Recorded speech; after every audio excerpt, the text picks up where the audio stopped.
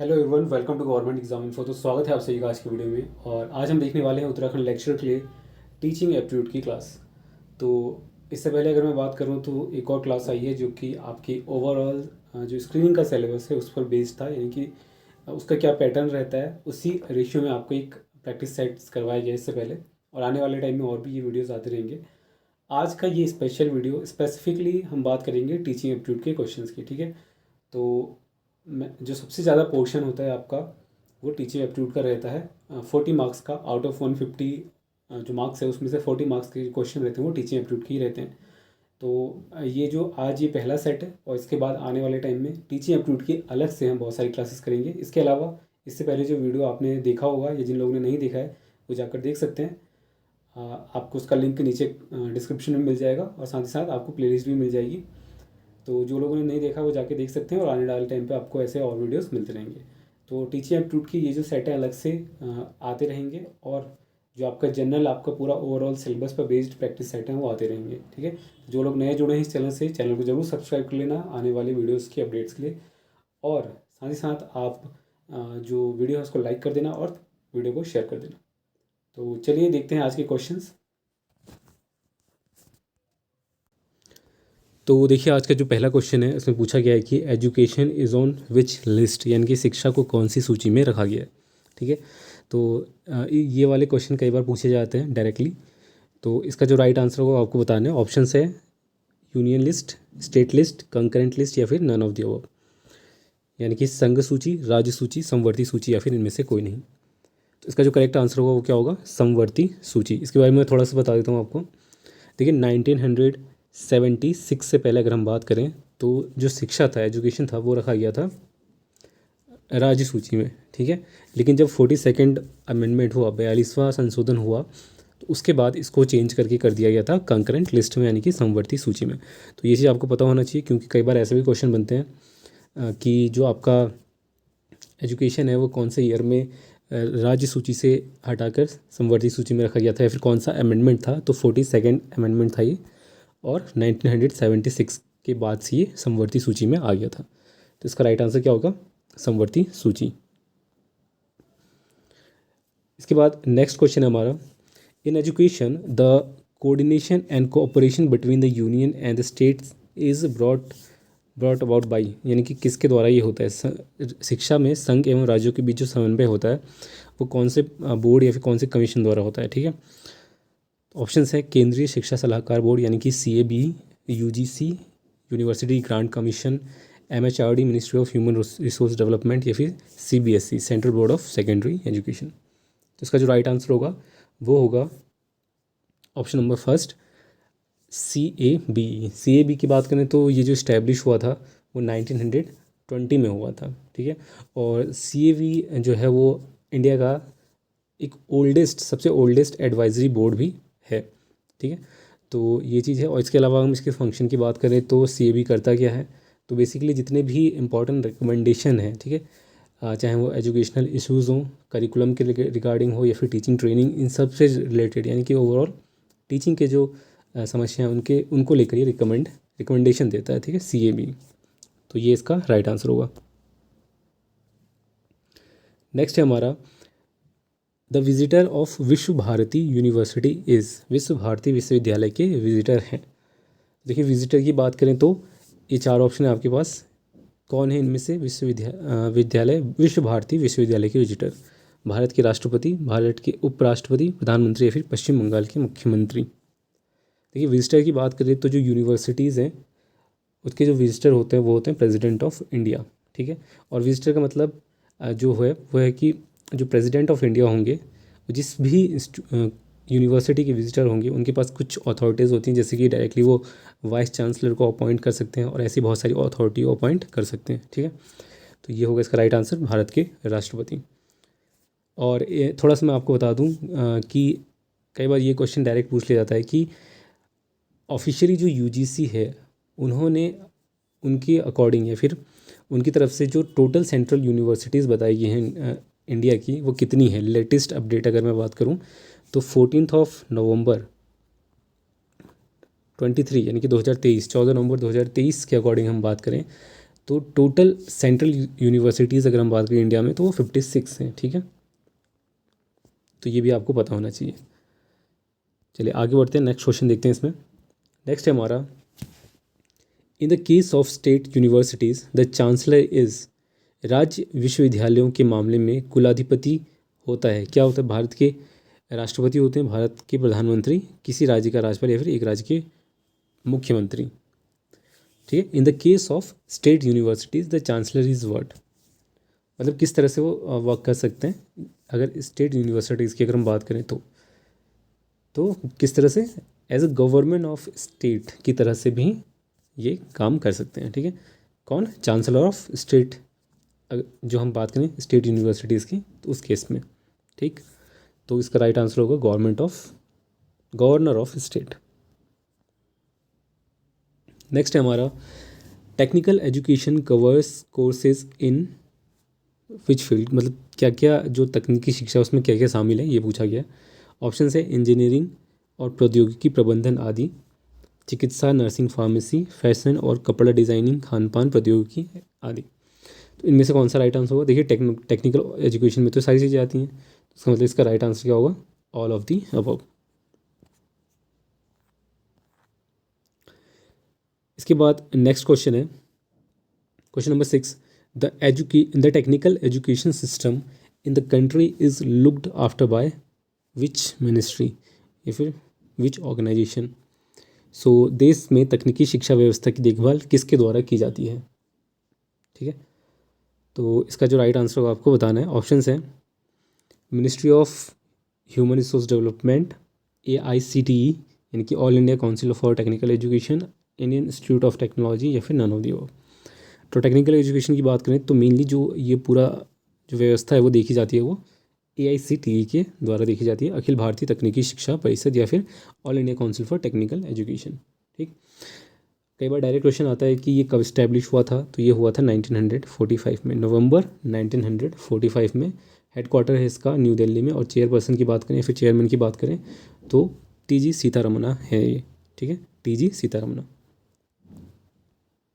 तो ये भी आपको पता होना चाहिए, कई बार पूछा जाता है डायरेक्टली।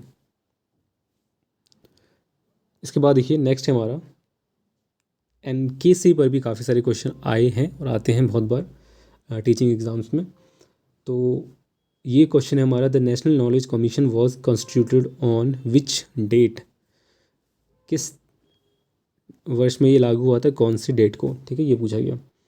तो ऑप्शन है यहाँ पर 13 जून, 15 जून 2005, 13 जून 2005 और 15 जून 2005 टू 2 अक्टूबर 2005 है, 2 अक्टूबर 2008।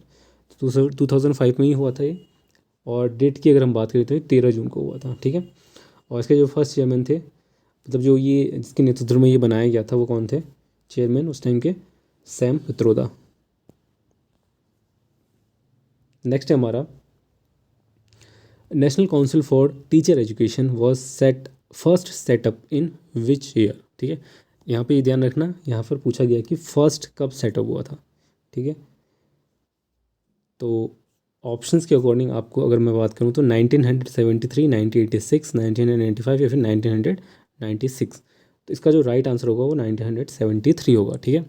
जो सबसे पहले जो NCT फर्स्ट सेटअप हुआ था, ठीक है, एज अ एडवाइजरी बॉडी, कैसे, एज अ एडवाइजरी बॉडी की अगर हम बात करें तो वो 1973 में हुआ था। तो फर्स्ट तो ये 1973 में हुआ था एज अ एडवाइजरी बॉडी, लेकिन जो बाद में ये इस्टेब्लिश हुआ एज अ स्टैट्यूटरी बॉडी, वो उसकी अगर हम बात करें तो वो हुआ था 1995 में। ये दो डिफरेंस आपको पता होने चाहिए। तो एडवाइजरी बॉडी और जो फर्स्ट बात की गई थी NCT की एज ए एडवाइजरी बॉडी वो 1973 था, तो इसलिए इसका आंसर होगा 1973।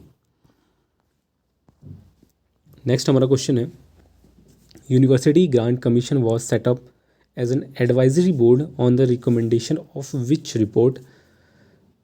सो options are Curzon's policy, Sargent report, Wood's dispatch या फिर हंटर कमीशन। तो UGC की बात करें तो ये सार्जेंट रिपोर्ट के रिकमेंडेशन के बाद एज अ एडवाइजरी बोर्ड ये सेटअप हुआ था, ठीक, UGC. So option B is the right answer. Next question देखिए, NKC was constituted by the prime minister of India. जब ये एनकेसी आया था उस टाइम पे प्राइम मिनिस्टर इंडिया कौन थे? अगर आपको वो भी पता है तो इसका आंसर आप बता सकते हैं। तो एनकेसी आया था 2005 में, ठीक है। और उस टाइम पे जो प्राइम मिनिस्टर ऑफ इंडिया थे वो कौन थे? डॉक्टर मनमोहन सिंह, ठीक है। So option number B is the right answer.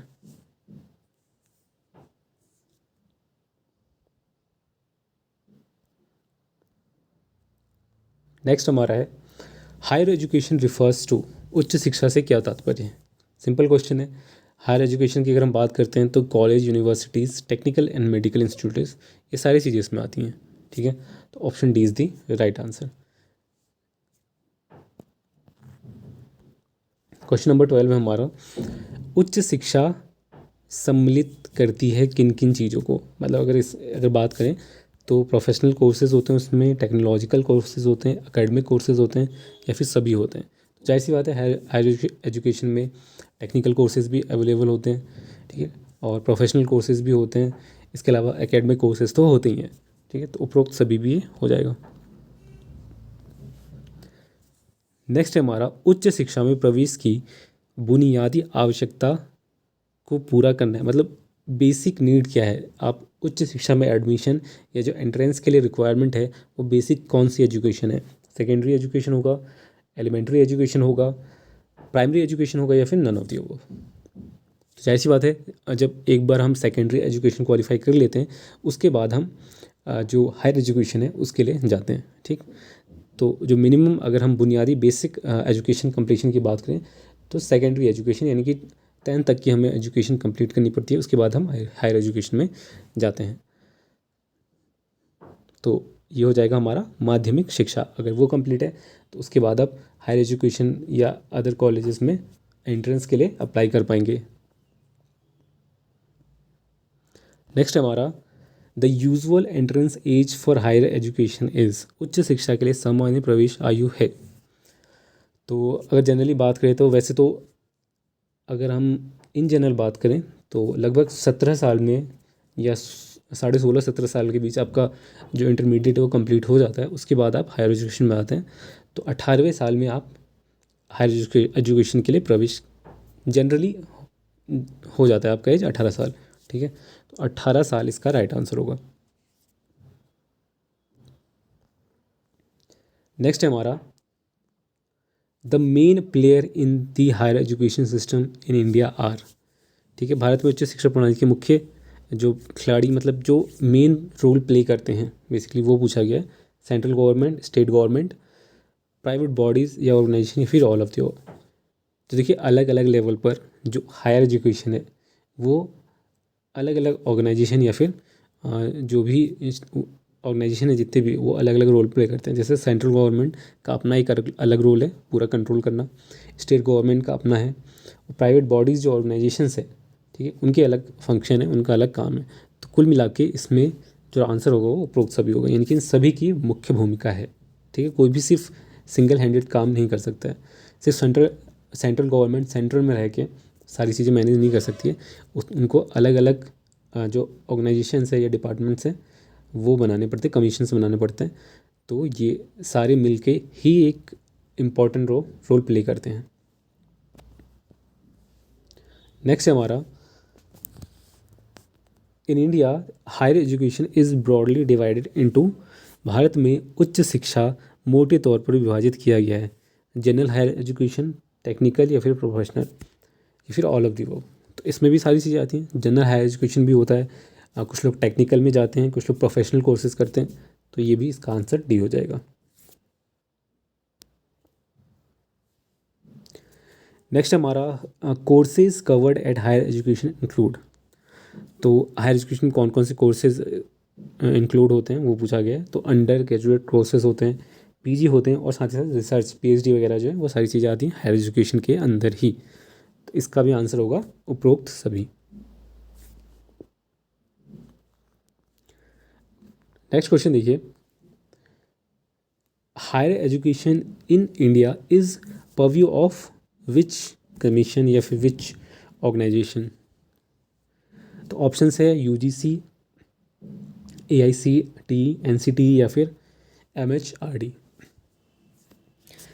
देखिए, इसकी अगर हम बात करें तो इसका उच्च शिक्षा की अगर हम बात करें तो जो MHRD है वो इसका मतलब भारत में उच्च शिक्षा का दायरा MHRD तय करता है, ठीक है।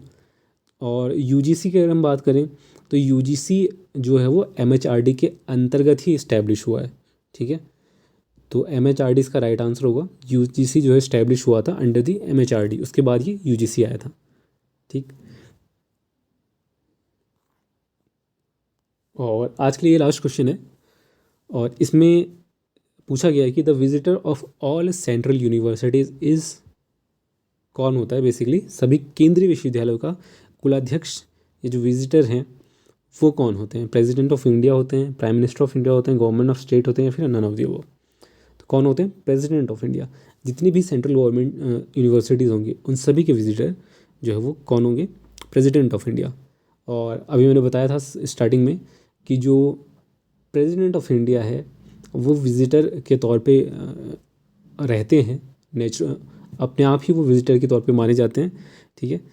तो इनका जो फंक्शन होता है एज अ विजिटर वो ये होता है मेनली कि ये इनके पास ये पावर होती है कि ये डायरेक्टली अपॉइंट कर ले VCs को, यूनिवर्सिटीज़ के वाइस चांसलर्स को।